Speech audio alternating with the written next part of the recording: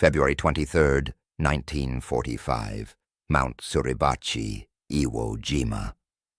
A private first class crouched low in a concrete bunker, his hands shaking so badly he could barely write the words. They were words that would have meant his immediate execution if an officer had discovered them. "The Marines are not human," he scribbled, his eye pressed to the firing slit. "They do not die like other men." Everything we were told about American weakness was a lie. He had just watched something that shattered every piece of propaganda, every training manual, every core belief he had been given. 6 Marines had stormed his position under a hail of machine gun fire. 3 fell, but the others did not stop. When his comrades threw a barrage of grenades, one of the Americans absorbed the blast with his own body to shield the others, then kept fighting with catastrophic wounds until he physically could not hold his weapon. The survivors took the position moments later. 21,000 Japanese defenders were dug into that island, hidden within 18 kilometers of tunnels. They had been promised they faced soft, decadent troops who would break. What they found instead was a force that would shatter every military assessment the Imperial Army had ever made. The mathematics of this miscalculation were being written in the savage reality of close-quarters combat, a reality that would cost the Marines 26,000 casualties in just 36 days. The collapse of Japanese confidence, however, had begun long before that black volcanic beach. It began on August 7, 1942, at Guadalcanal. A corporal, a veteran of the seemingly invincible China campaign, wrote in his diary after the first week of fighting, "The Americans who landed are different from any enemy we have faced. They do not retreat when surrounded. They do not surrender when their position becomes hopeless.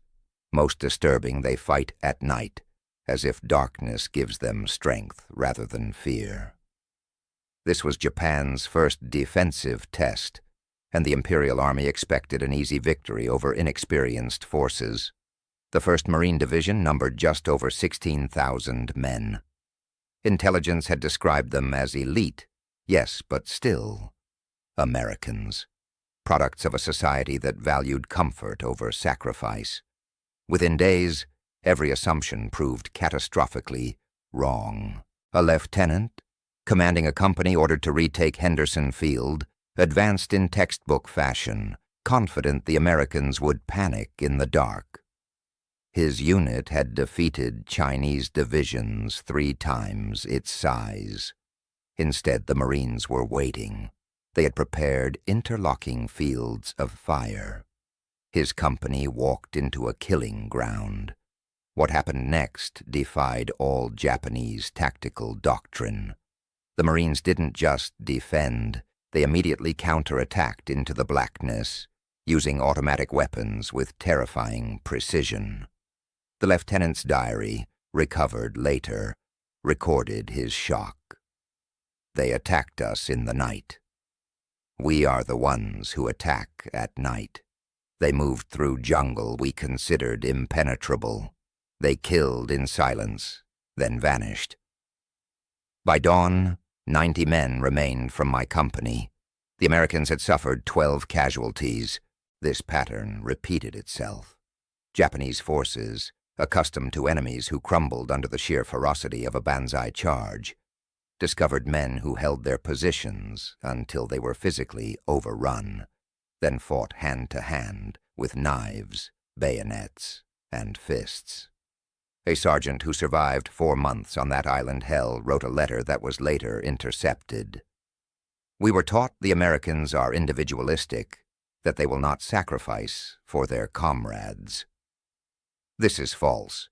I watched a Marine machine gunner continue firing with both his legs shattered, until our infantry killed him at arm's length. His assistant immediately took the weapon and continued firing. We lost 40 men to that one position. This kind of soldier baffled Japanese analysts. They learned from interrogated prisoners that the American Marines underwent training considered criminal abuse in any civilized army. They were broken down, mentally and physically, then rebuilt into something that barely resembled the civilians who entered. They were taught to view death as honorable, to never surrender. One analyst noted with disturbance, "This sounds familiar. Yes, they have copied our Bushido, but they added something we did not anticipate, American industrial capacity." That combination proved to be devastating. Japanese soldiers, trained in their own code of honor, expected to die. But they fought with increasingly inferior equipment. The Marines endured training just as harsh, creating warriors just as willing to die. But those warriors landed with an overwhelming firepower that made Japanese positions simply untenable. November 20th, 1943. Tarawa Atoll. The Rear Admiral commanding the 4,500 defenders famously boasted that his fortifications were impregnable. The 2nd Marine Division proved him wrong in 76 hours. One of only 17 Japanese survivors later told interrogators what he saw. "The first wave was massacred in the water. We killed hundreds. More craft arrived. The second wave died on the beach. More came. The third wave reached our positions with flamethrowers. They did not stop until we were dead, or they were." The mathematics were brutal. Nearly 6,400 men died in those 76 hours. The Marines who survived had proven they would take any objective, regardless of the cost. Documents captured later on Saipan revealed the chilling new intelligence classification. Shock troops displaying fanatical devotion. Marines refuse orders to retreat and will counterattack even when tactically disadvantaged. Casualties inflicted do not degrade unit effectiveness until the unit is completely destroyed. This wasn't just bravery. It was a systematic application of a terrifying new doctrine. One Japanese captain, a survivor of Guadalcanal, provided a detailed comparison. American Army infantry tactics are sound and conventional. The Marines operate differently. They advance aggressively regardless of casualties. They accept casualty rates that would cause any rational commander to halt. This is unprecedented. This speed, this total commitment, manifested in ways that seemed suicidal but proved devastatingly effective. A Japanese sergeant captured on Bougainville described watching a single Marine platoon assault a fortified hilltop. The approach was open ground, swept by 3 machine gun bunkers. Japanese doctrine would demand extensive artillery preparation. The Marine lieutenant assessed the position for 30 seconds and then simply ordered the assault. The platoon charged directly into the fire. 7 men fell in the first 20 seconds. The survivors reached the first bunker and destroyed it. 3 more fell at the second. The last 5 men took the third. The platoon suffered 12 casualties out of 37 men to take a position considered impregnable. The entire action took 4 minutes. The sergeant concluded this was not courage. This was the systematic application of acceptable casualties to achieve objectives faster than we could respond. This concept, acceptable casualties, horrified Japanese officers. They too valued sacrifice, but Marines calculated casualties as the cost of victory and paid that cost without hesitation. This created an impossible psychological dilemma. A Japanese commander, knowing the Marines would accept 50% losses to take a position, faced no good options. Defend with insufficient force and lose. Defend with adequate force, but weaken other sectors. Abandon the position. Every option led to defeat. The only variable was time. A senior staff officer on Iwo Jima, who survived, analyzed this dilemma in his interrogation. General Kuribayashi understood that we could not stop them. Our defenses were designed to delay them and inflict maximum casualties. We succeeded. Over 20,000 Marines were killed or wounded. This would have destroyed any other military force's ability to continue. The Marines reinforced and continued attacking without any reduction in intensity. We calculated that inflicting 10,000 casualties would halt their advance for a week. They suffered 10,000 in the first week, and their advance never slowed. This revealed the fundamental imbalance. They could replace casualties. We had finite defenders. Mathematics dictated our defeat. This math extended beyond manpower. It extended to logistics. Marines landed with support that enabled a sustained intensity Japanese forces could not match. A second lieutenant, captured on Saipan, witnessed the contrast during a night infiltration. I led a patrol. 3 days after their landing, we expected to find exhausted troops with limited supplies.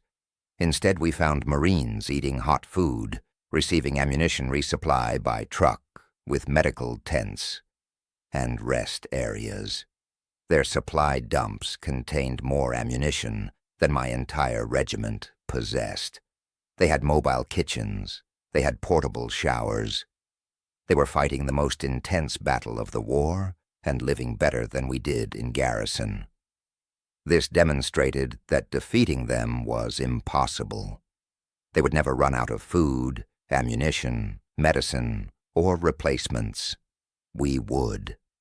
This relentless logistics created an attrition warfare that favored the Marines, even with their high casualties.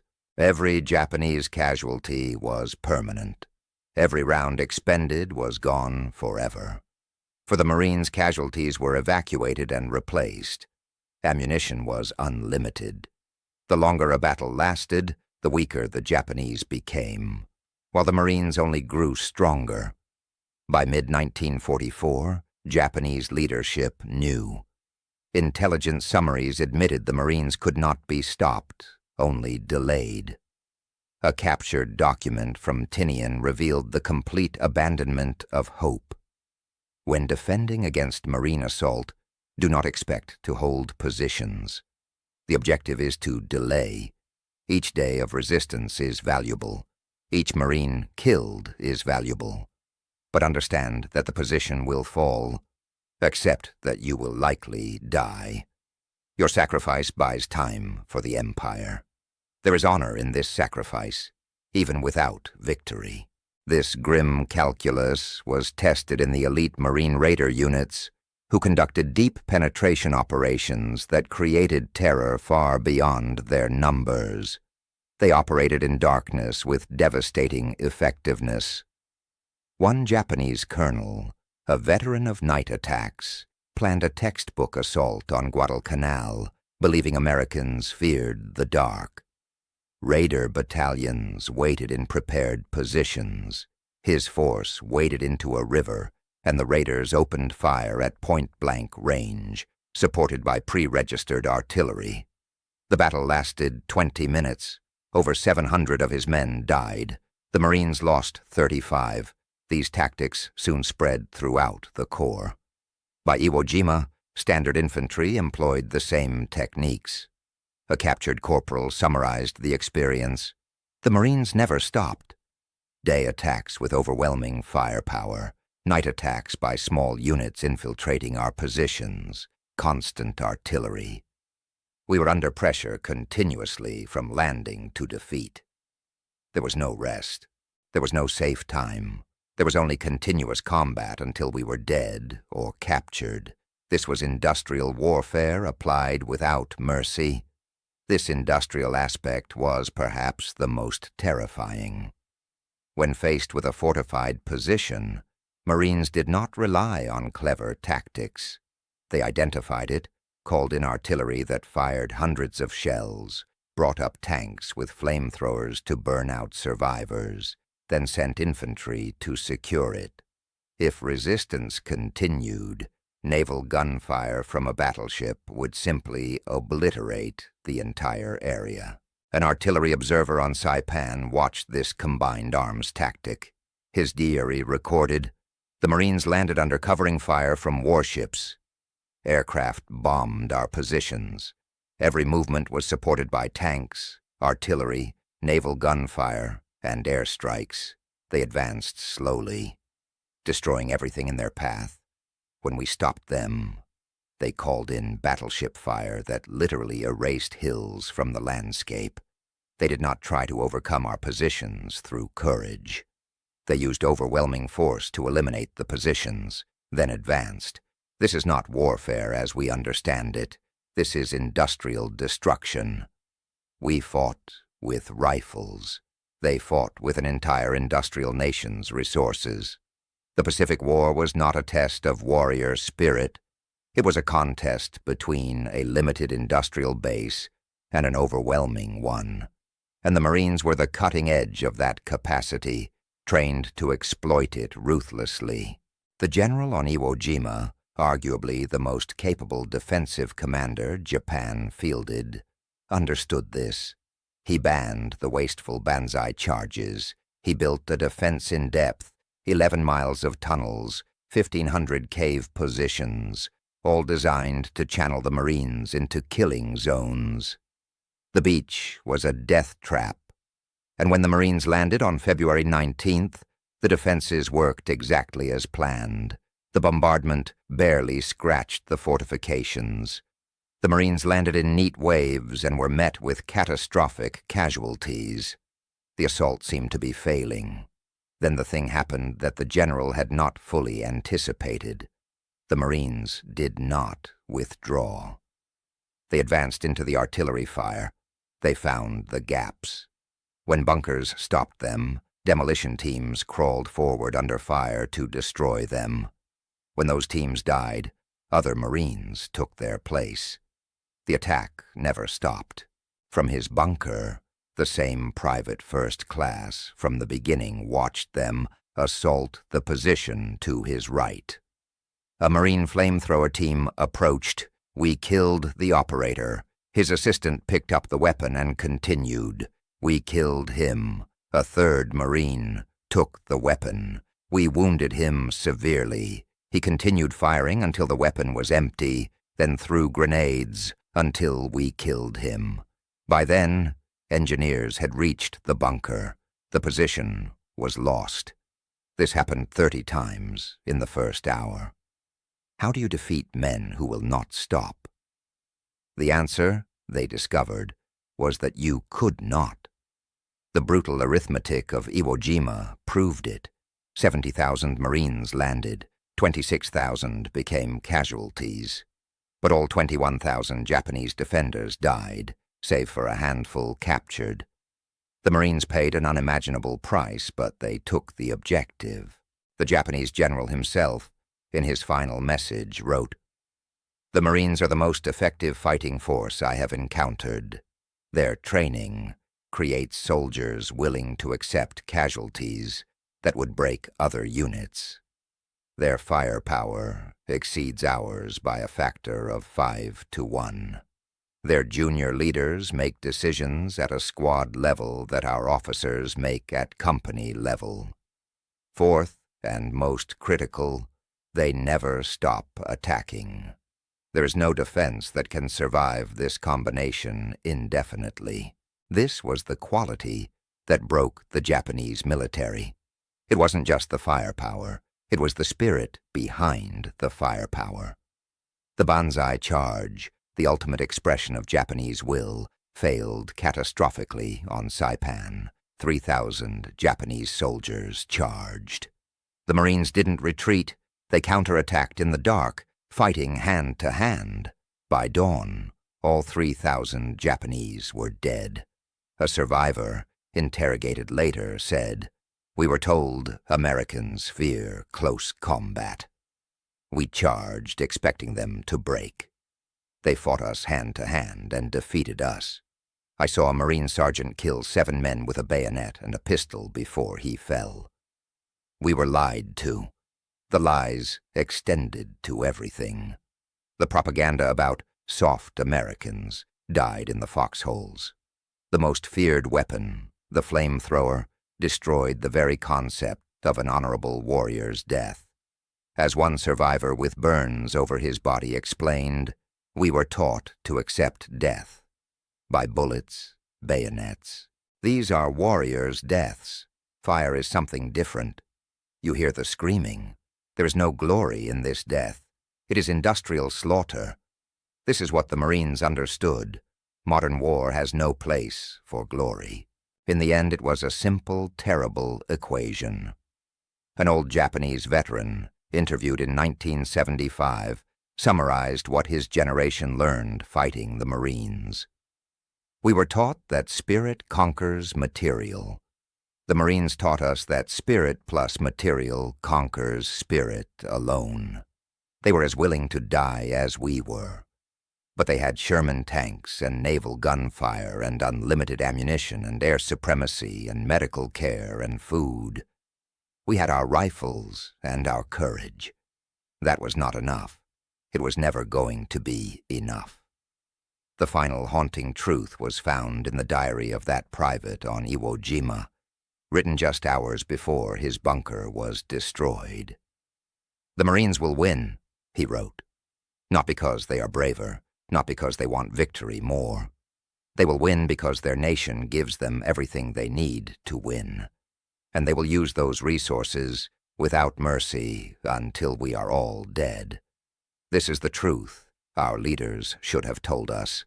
We are samurai fighting with swords against men with machine guns, who also have the spirit of samurai. There was never any hope.